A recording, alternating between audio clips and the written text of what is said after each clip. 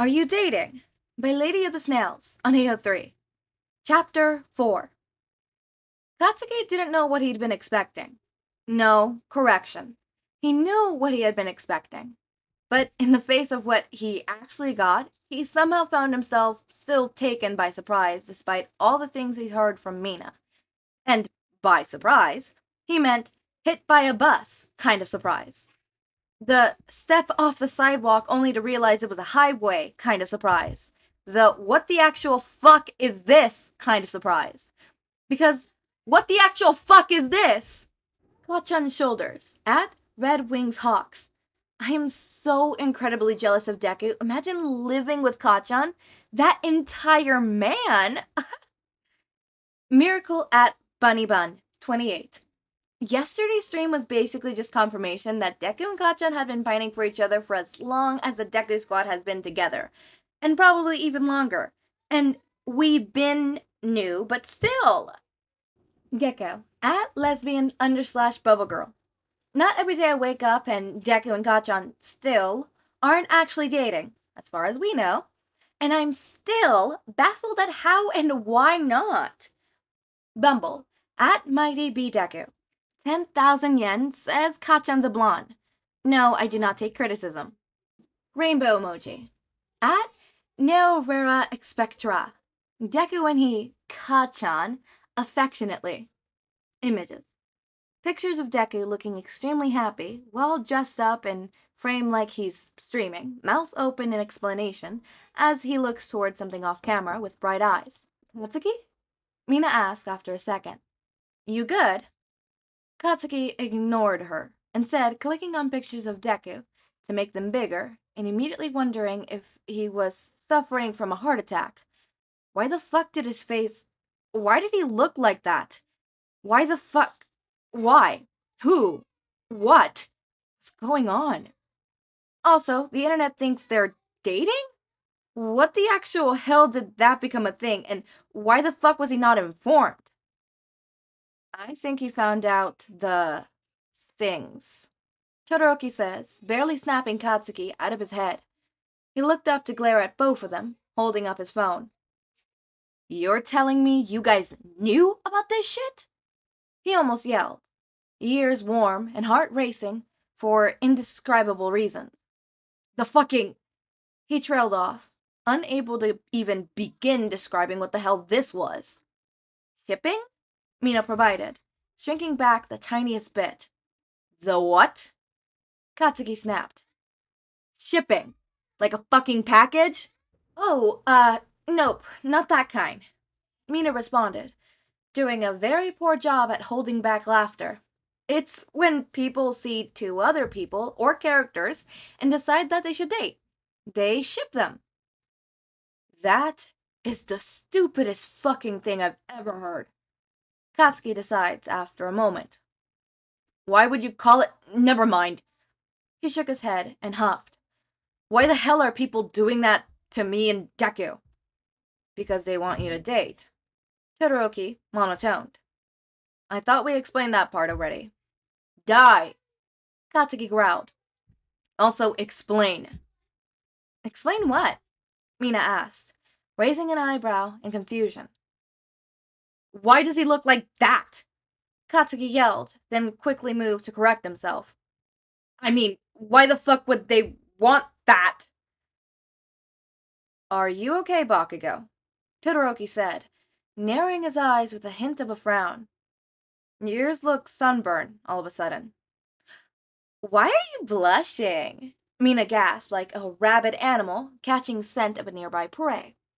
Her eyes wide, and he could practically see the cartoon sparkles of interest. Give me your phone. What did you see? No, fuck off, Katsuki shouted, holding his phone above his head as Mina lunged for it, shoving a hand into her fluffy pink hair to hold her back as his face heated even more. He hated this entire experience with a burning passion.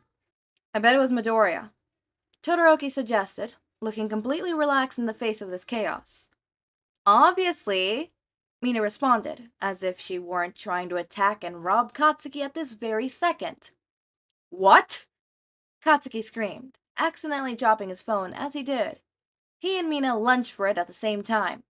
Both miss, and it shattered to the counter and slid right into Todoroki's waiting gasp. That fucker. Give that back, Katsuki snapped. No, give it here, Mina yelled, leaning so far over the counter she might have climbed on top of it and making grabby hands at the phone. Todoroki, for his part, just flipped the phone over so it was screen up, then slid it back to Katsuki. It was Midoriya. I knew it! Mina practically screeched, plumping her fist in victory. Knew what? Katsuki yelled, snatching his phone back. She was too damn loud. That you? Mina said, punctuating her word with a finger to Katsuki's chest, and grinning up at him, the fucking devil she is. Have a thing for shitty Deku. I do not! Katsuki screeched, his entire face too hot and heart racing far too fast. What in the fucking hell would fucking give you that damn— You swear a lot when you're flustered. Todoroki deadpanned, and Katsuki snapped his mouth shut and whirled around to glare at that monotone Canadian flag son of a bitch, which is around Midoriya. Even he sees it, Mina pointed out. Even I see it. Todoroki agrees. You two can go die in a ditch, I'm leaving. Katsuki snaps, shoving his phone in his pocket and swiping his keys off the counter, where he dropped them earlier. He starts for the door, but Mina jumped to scramble after him and latched onto his arm. Wait, no, Katsuki, she wailed. Come on, dude, we're just trying to help here. Just admit that you're— So what if I do? Katsuki suddenly yelled, whirling around to face her and shaking her off his arm. And then he froze. What the fuck did he just say? Mina slowly broke into a grin. Oh, fuck no. So, you admit it. Goodbye, Katsuki snapped, yanking the door open and slamming it shut behind him. He was definitely having a heart attack, or dying, or dreaming. What the hell was going on? What was going on is that he just admitted he had a crush on Deku. Maybe he was going insane. With an aggressive huff, mostly directed at his own stupid brain and traitorous body, he shoved his hand into his pocket and stalked down the stairs out of Mina's apartment building. He felt his phone, and immediately his mind flashed with those pictures of Deku, looking at him like that. Why are his palms so damn sweaty? He had to be going insane or something, because there's no way he would ever have a thing for Deku. Dorky nerd Deku with his stupidly big smile and those dumb eyes that look like crystals made out of sea glass, or his obnoxiously loud laugh at the most idiotic of jokes, or his accurate to the point being creepy impressions of All Might he always did at the worst times, or his incredibly messy hair that stuck up in every direction imaginable and looked like an absolute beast when he went to bed wet with it, or the way he always had to sleep on his left side of his bed, and the way he bit the inside of his lip when he got nervous, and the way he had that one All Might hoodie he wore when he was feeling down, and the way he would always kneel down to talk to little kids so he could look at them in the eyes, or his freckles that was splattered everywhere on his face like someone had shaken a wet paintbrush at him. There was one bigger one by the outer corner of his right eye that, for some reason, always stuck in Katsuki's mind. Or those scars on his hands from that time Katsuki challenged him on a race on their bikes as a kid, and he skittled into a ravine and fell into some blueberry bushes. Katsuki had managed to carry him almost all the way back home on his back, and now his ring finger was slightly crooked from where it had broken. There were 4 scars in total from that accident. Actually, 3 on his hand and 1 on his shoulder next to his collection of freckles that were slightly resembling the palace. Katsuri distinctly remembers a time in 3rd year elementary school when he and Deku were sitting outside to eat a dinner his mom had made them, and Deku took off his shirt because he had gotten too hot. His arms were covered in freckles and scrapes from their summer day of running around in the woods, and Katsuki had the clear thought that he looked like the night sky, and then frowned at himself because that didn't sound big enough. Katsuki slowed his walking to a stop. Deku was gorgeous, and Katsuki knew almost every inch of him, inside and out. Well, fuck. When Izuku opened the door, Ochako was sitting with a bottle of his favorite strawberry soda, 4 packs of Pocky, and a sympathetic, knowing smile as she took him in his well-worn All Might hoodie, baggy shorts, and messy hair that was sticking at odd angles thanks to the continuous running of his hands through it. Hey there, Deku. Hi, Ochako. Izuku answered, trying for a smile as he stepped to the side to let Ochako into the apartment and close the door behind her. I think Kacchan's coming home soon. No, he's with Mina at my place, Ochako said, making her way to the living room to place all her stuff on the coffee table and plopping herself down on the couch. Which gives us some time to talk, she added, patting the seat next to her. Izuku practically collapsed into the couch, taking the soda she offered with a humbled thanks. Are you okay, Deku? Izuku took a sip of the strawberry soda, not meeting his friend's concerned gaze. Yeah, I think so, he answered honestly. Just feels a little weird, to be honest. How so? I don't know, Izuku murmured, pulling his legs up onto the couch. I think I'm confused? He paused, and Ochako stayed silent to let him collect his mess of thoughts. I looked up Deku-chan on the internet. You did what? Ochako gasped, pretty much the reaction he had been expecting. Oh, Deku, it probably wasn't the best idea I've ever had, Izuku admitted with an instant of a smile. But it made me realize just how much of my fan base, I guess, is dedicated to thinking me and Kacchan have a relationship, or wanting us to have one. He took another sip of his drink, thinking back to all the things that had stuck in his mind all day. And that makes me feel kind of stupid, really. What do you mean? Ochako asked, frowning at him. You're not stupid at all.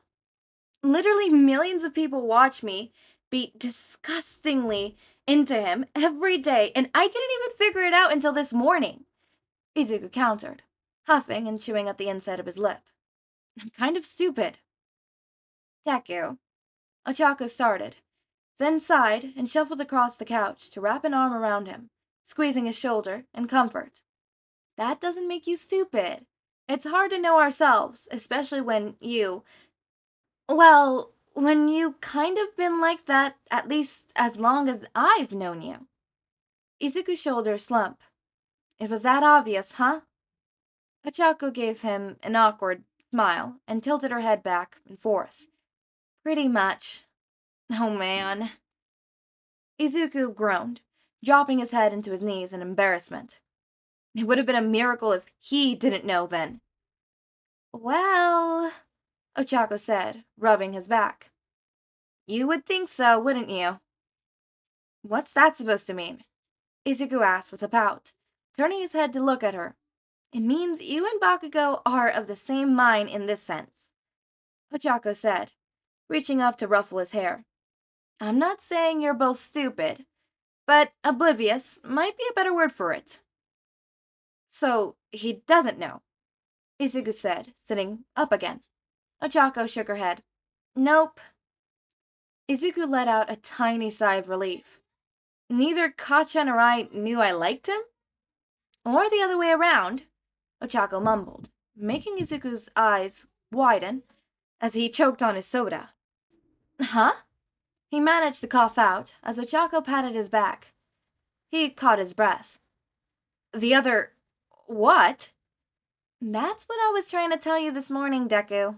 Ochako smiled. Don't give up too soon. Izuku stared as Ochako patiently waited for his brain to catch up with the rest of him. You think Kacchan likes me back? Bingo! Ochako smirked, clicking a stick of Pocky against his bottle, then eating it. And before you go denying it, just think for a second. Izuku tried, he really did, but all he could do was what he'd done his whole life. Think about how amazing Kacchan was. His strength, his steady, fast fierce determination to do anything and everything he set his mind to. The way he stood tall in the face of people that tried to tear him down. He was smart, talented, hardworking, everything Izuku wanted to be. He was basically a hero, but better because he was real. Izuku told him that when they were younger, Kacchan would beat off a bully, get up, after every fall, show off everything and anything he could do, and Izuku would be right there behind him to grin and brag about him being cooler than All Might. Listen, Deku, Ochako said, brow furrowed in sincerity as she sighed. I don't know how much sway I have here, but trust me when I say seeing you two together, the way you look at each other can be physically painful at times. She shook her head, laughing under her breath.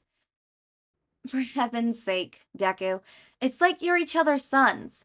That's grossly poetic, but I mean, he hardly ever smiles when you're not there. Izuku had no idea what to say to that.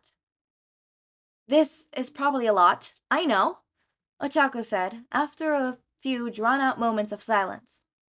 But you obviously don't have to do anything about it right now, okay? And no matter what, you always got me. Thanks, Ochako, Izuku mumbled, leaning into his friend's side. She opened her arm to let him in a little closer, running her fingers through his hair as she did. They ended up watching some trashy drama show Ochako found on TV, and spent most of the time yelling at the characters for missing obvious clues to the crime they were trying to solve. It was incredibly frustrating, and exactly what Izuku needed, seeing as he almost completely forgot all his negative feelings by the time the door opened and Kacchan returned home. Are you fucking kidding me? Ochako yelled at the exact time Kacchan walked into the living room. It was obviously Takara, not Hamurashinomo. Why are you arresting her? Because they're stupid, Izuku said, glaring at the TV. She was framed for sure. For sure, Ochako agreed, throwing her hands up. Ah! How could they do that to a beautiful woman? Are you sure you're not just on her side because you think she's hot? Izuku asked. That's irrelevant, Ochako denied, with a wave of her hand, making him laugh. What the fuck are you two doing? Katsuki cut in, making Izuku startle and twist around on the couch to grin at him. Kacchan, he chirped. Welcome home. Instead of his usual response, or anything at all, Kacchan just stared at him, once again looking softly surprised for no discernible reason. Izuku just stared back at him, awkwardly, feeling his cheeks heat up, more the longer it went on. Kacchan was pretty like this. Really, a gunshot from the TV made Izuku yelp in surprise, breaking the weird eye contact thing that was whirling around to find Ochako watching him with a smug, knowing look, and smile as she crunched down a stick of Pocky. I think Takara just shot someone. We guessed it. Izuku managed, making Ochako smile even wider. Yeah, apparently I was right, she said, and Izuku felt his face heat up even more. He mouthed at her to stop, but she just grinned at him and leaned back to look at Kacchan, who looked like he might be in crisis, which was concerning to say the least. How are you doing, Bakugo? Kacchan blinked at her for a second, then fixed his face into a scowl. Fucking whatever, Mochi Cheeks. What are you doing here? I was just about to leave, actually, Ochako said sweetly, pushing herself off the couch as Izuku felt his heart drop in his stomach, jumping up to scramble after her. No, you should stay! He laughed nervously, grabbing her arm and giving her a pleading look that he hoped Kacchan didn't see. He could not be left alone with Kacchan right now. He might die. Ochako, obviously knowing this, just smiled at him, patted his hand, then pried it off her arm. Sorry, Deku, but I gotta get home and do some work. Ochako, Izuku hissed under his breath, glancing back at Kacchan for a second. Bye! The door shutting behind her carried a lot more fatality than it probably should have, and Izuku turned around to face Kacchan after clearing his throat forcefully, eyes darting around the room for a second, until he focused them to stay on his roommate, who somehow seemed to be feeling just as awkward. Hi. Wait, shoot, he already said that. Hi.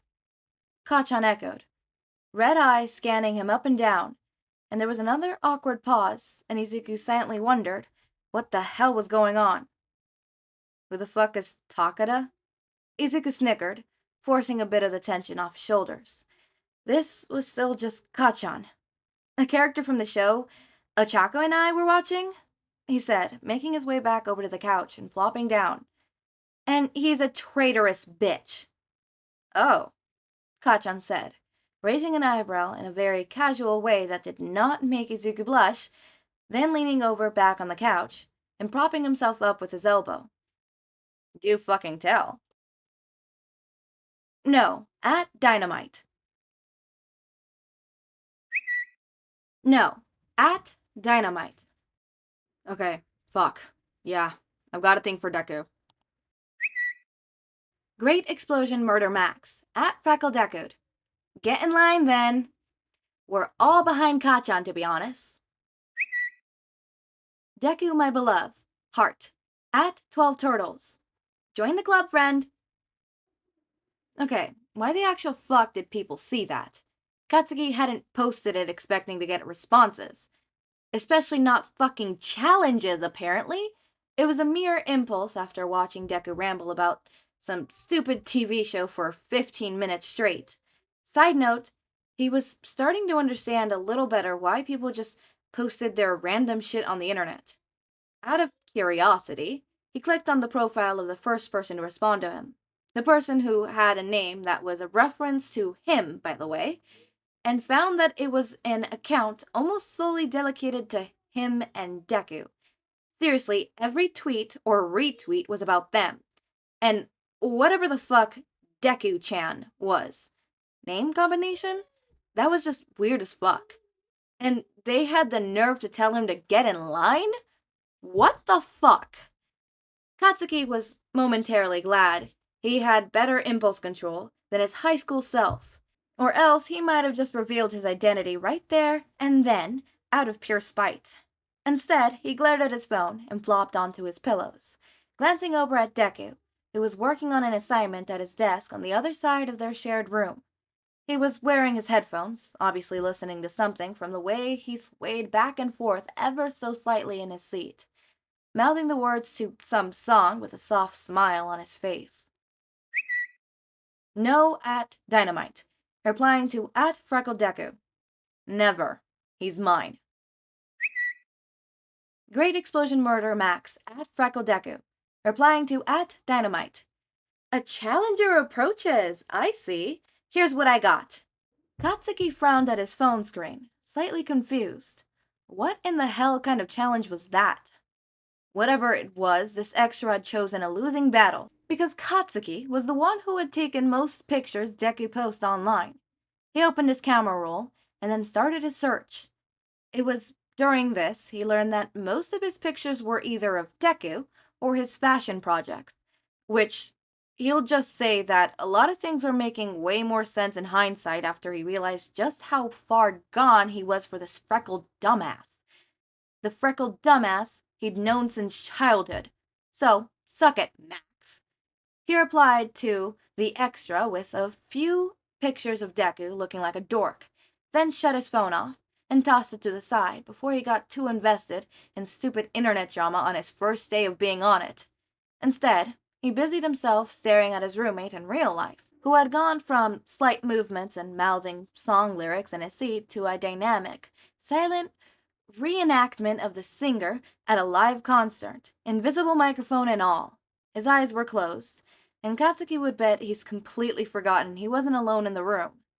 Katsuki fought off a smile, and the urge to shove his face into a pillow. Who the fuck gave Deku the right? Suddenly, Deku took off his headphones, yanked the plug of his computer, and let the music, that was far too high of a volume for headphones, by the way, fill the small room as he stood from his chair, and not stopped his lip-singing dynamics. Hey, honey, you can be my drug. You can be my new prescription. He mouthed along, reaching over to turn up the volume even more than it already was. Too much can be an overdose. All this trash talk makes me itchin'. Deku. The nerd was full on dancing around the room now, switching between an invisible microphone and an air guitar seemingly on the whim. Oh my, everybody talks, everybody talks, everybody talks too much. Deku! Katsuki yelled, grabbing a pillow to throw at him, as Deku reached the chorus of the song, with somehow increasing dynamics. It started with a whisper! Deku sung out, loud this time, clutching one of his hands to his chest in an exaggerated pose and using the other one to bat away the pillow projected. And that was when I kissed her! You're not even singing! Katsuki shouted, unable to stop a laugh. And then she made my lips hurt, and I could hear the chit-chat. Deku yelled, and Katsuki briefly thought of an old man Kiribu next door. Come on, Kacchan! Absolutely not, you fucking dork, Katsuki said, grabbing another pillar for his defense against Deku's advances towards his bed, not stopping his process through the nerdiest dance number to ever exist. Nope, you're dancing with me before I go insane from boredom.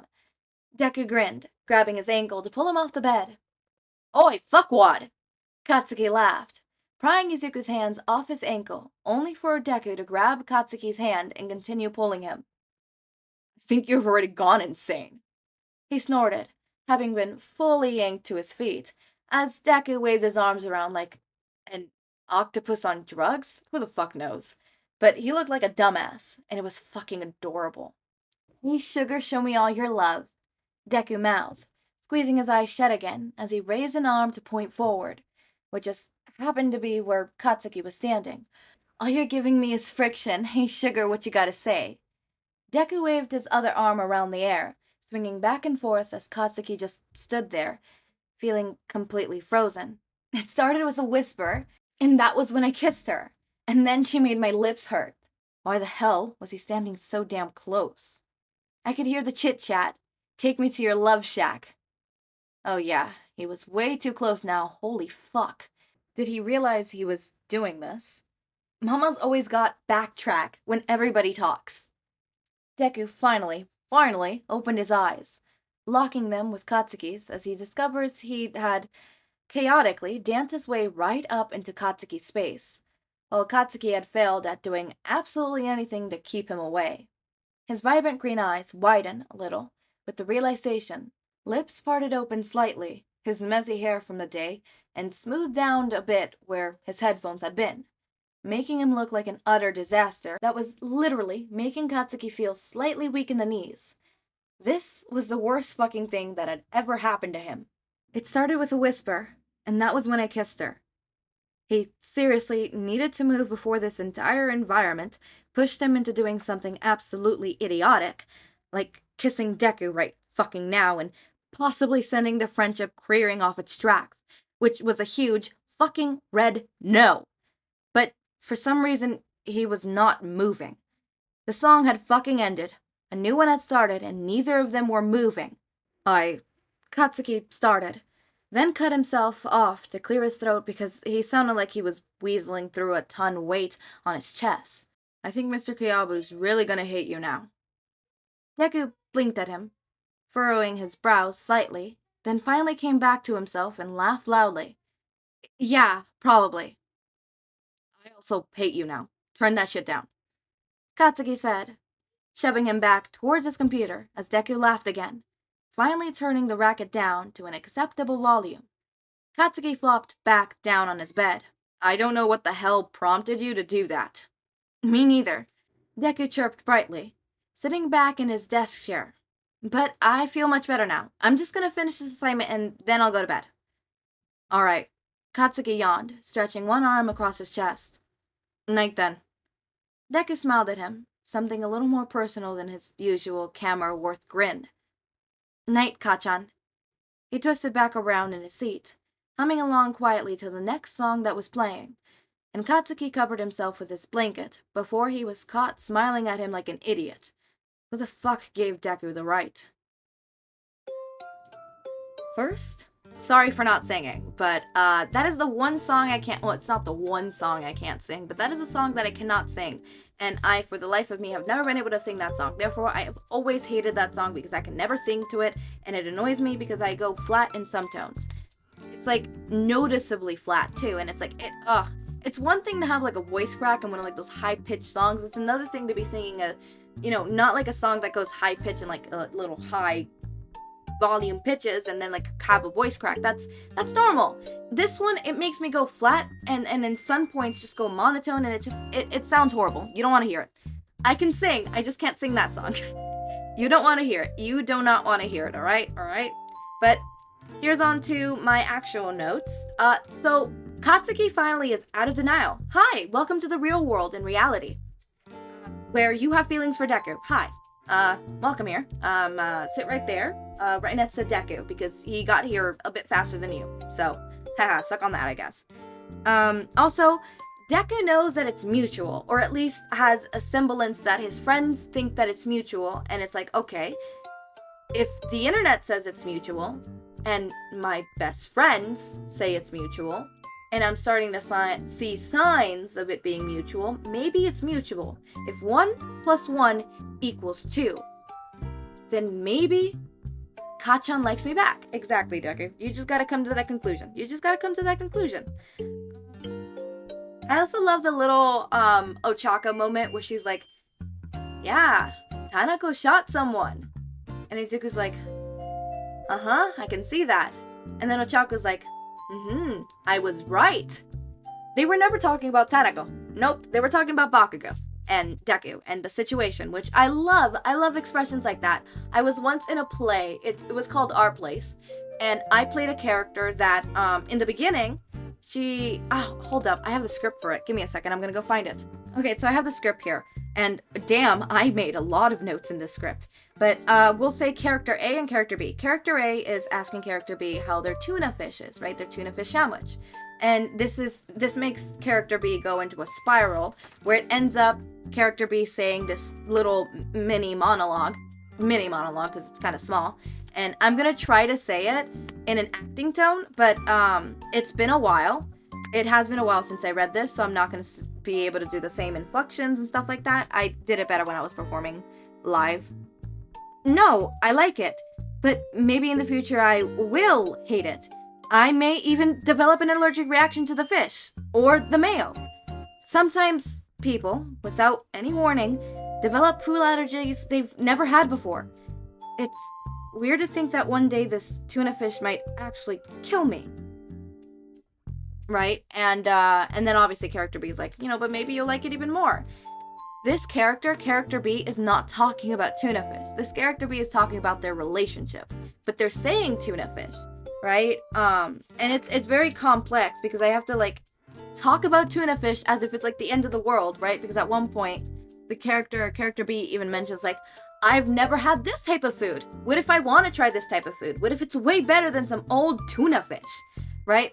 Because character B is going off to college, and during the argument that they have, it actually does get revealed what character B is talking about. But I really love placements like that because it makes sense. Sometimes humans don't communicate what they actually want to communicate, and then instead they say some other stuff differently, which is kind of weird but understandable. I understand the psychology behind it, but it's like, just say what you're meaning to say, but at the same time it's like, I get it if it's like something big like this, but smaller things like I don't get. Like orders. Like, oh, can you go take out the laundry? Can you go take out the washer clothes and put them in the dryer, and then the dryer, like, go put it away, right? Or not even just say put it away, right? I'm like, okay, I'll do that. I do that. I put it away, and then and by putting it away, I mean like I put it in the person's room, right? And then all of a sudden it's like, oh, I actually meant like if you could fold it.